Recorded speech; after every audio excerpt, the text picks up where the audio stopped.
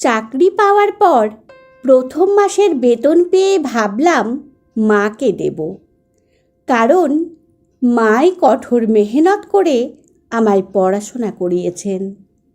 বাবা সেই শুরু থেকেই বাধা দিতেন, বলতেন তার সঙ্গে রাজমিস্ত্রির কাজ করতে, এতে করে দুটো পয়সা বেশি আসবে ঘরে, নিজেদের উন্নতি হবে। সবাই তো আর সমান বোঝেন না।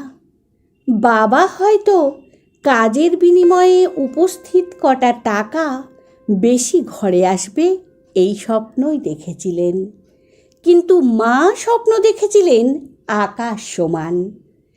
তিনি বাবার অমতে গিয়ে আমায় স্কুলে দিলেন।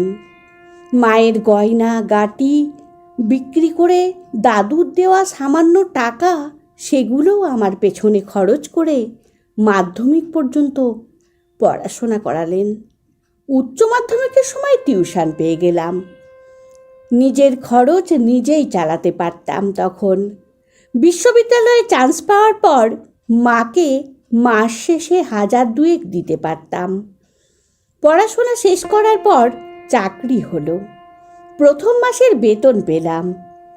এই বেতন আজ মার হাতে তুলে দেব, তাই মাকে খুঁজছি। খুঁজতে গিয়ে দেখি মা পুকুর ঘাটে কলসি ভরে জল তুলছেন। মার হাত থেকে কলসি নিয়ে খানিক দূরে সেই কলসি সরিয়ে রেখে তারপর বললাম, চোখ বন্ধ করো তো একটু মা। মা অবাক হলেন। মার সঙ্গে কখনোই আমি এরকম রসিকতা করিনি। এর জন্য অবাক হয়ে মা বললেন, কেন চোখ বন্ধ করব কেন, কি হবে? আমি বললাম, করে দেখো না কি হয়, ভালো কিছুই হবে হয়তো। মা চোখের পাতা বন্ধ করলেন। এবার মায়ের ডান হাত টেনে নিয়ে সেই হাতে টাকা ভর্তি হলুদ খামটা মুঠোতে দিয়ে বললাম, আরও 3 মিনিট পর চোখ খুলে দেখবে এটা কি। কথাটি বলেই আমি কলসি নিয়ে ঘরে চলে এলাম। মিনিট কয়েক পর মাও এলেন। মায়ের চোখ ভেজা। আমি জানি এটা দুঃখের জল না, সুখের জল। নিজের পরিশ্রমের সার্থকতার পর যে মনে আনন্দ হয়, সেই আনন্দের জল।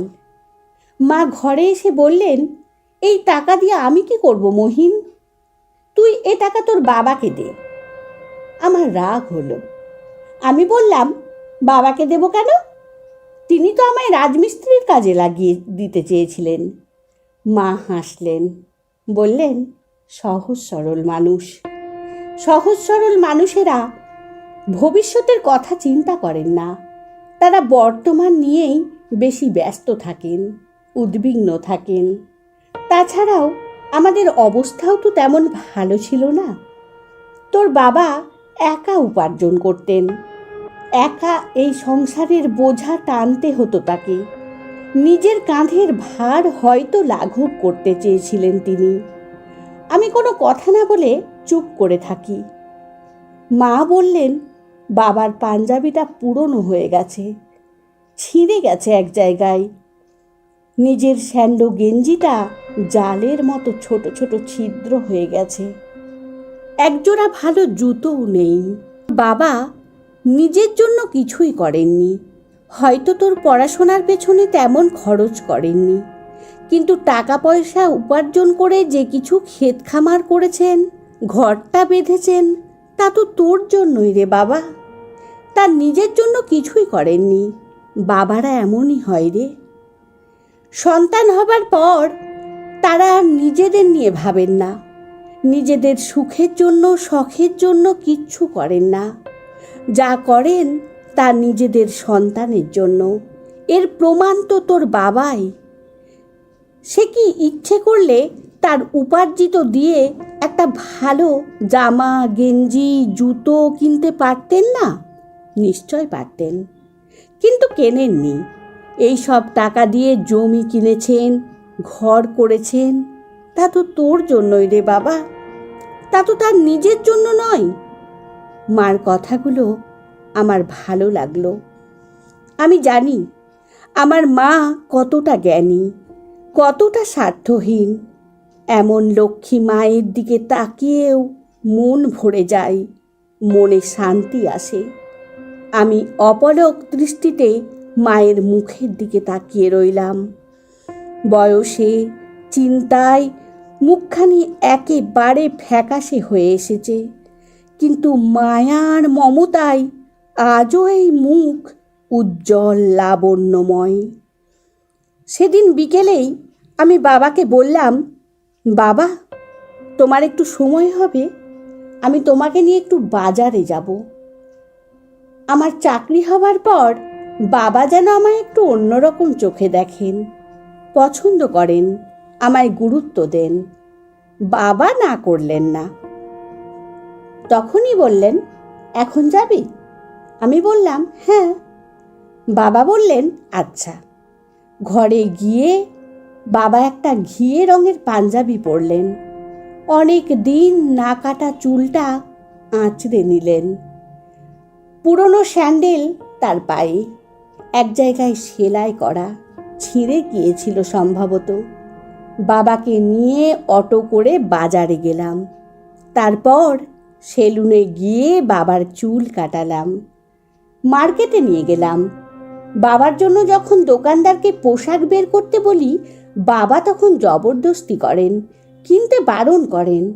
বলেন, আরে আমার তো আছে, শুধু শুধু কেন টাকা খরচ করবি?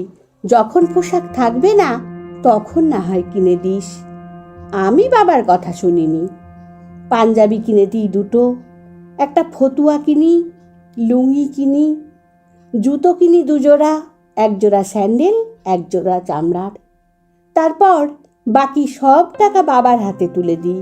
বলি, বাবা, আমার প্রথম মাসের মাইনের টাকা, সব কিছু কেনাকাটা করার পর এগুলো অবশিষ্ট আছে। বাকি টাকাগুলো কাঁপা কাঁপা হাতে বাবা নিলেন। আমার দেওয়া টাকা দিয়ে বাবা দোকানির কাছ থেকে মায়ের জন্য একটা শাড়ি কেনেন, জলপাই রঙা শাড়ি, খয়েরি আঁচল, একটা চামড়ার জুতোও কেনেন মায়ের জন্য।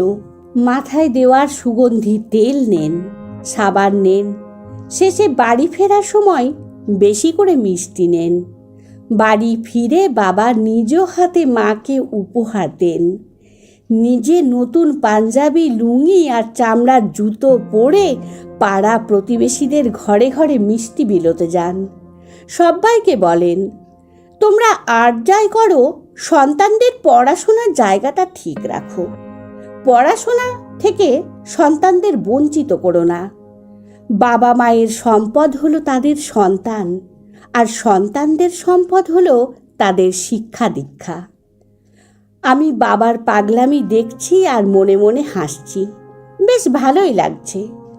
আনন্দে আমার চোখ দুটো বারবার ভিজে উঠছে। সময় যাচ্ছে। চাকরি হয়েছে অনেক দিন, বাড়িতে থাকতে পারি না। চাকরির সুবাদে দূরে থাকতে হয়। বাবাকে বলি, আমার এখানে এসে থাকো। বাবা আসেন না, বলেন গ্রামের মানুষগুলো কম বোঝে, শিক্ষা দীক্ষার প্রতি এদের মনোযোগ কম। আমি যদি বাড়ি থেকে চলে যাই তবে এদের শিক্ষা দীক্ষার কথা কে বলবে বল? আমি এসব শুনে হাসি। মা ফোন করে বলেন, তোর বাবা ইদানিং যা কাণ্ড করছেন। আমি জিজ্ঞেস করি, কি করছেন? মা বলেন, নিজের কাজকর্ম রেখে মানুষের কাজকর্ম করে বেড়ান। কেউ তার বাচ্চাকে কাজে লাগালে তিনি গিয়ে বলেন, আমি কাজ করে দিচ্ছি, তোমার ছেলে পড়ুক গিয়ে। তারপর তোর বাবা কাজে লেগে যান। শুনে আমার হাসি পায়, আনন্দ হয়। সে যে কি অসীম আনন্দ, বোঝাবো কি করে? আপনাদের কাছে আমার একটা বিশেষ অনুরোধ, যদি চ্যানেলটিকে সাবস্ক্রাইব করে না থাকেন তাহলে দয়া করে চ্যানেলটিকে সাবস্ক্রাইব করুন। আর আমার গল্প পাঠ যদি আপনাদের ভালো লাগে তাহলে লাইক কমেন্ট করে জানাবেন।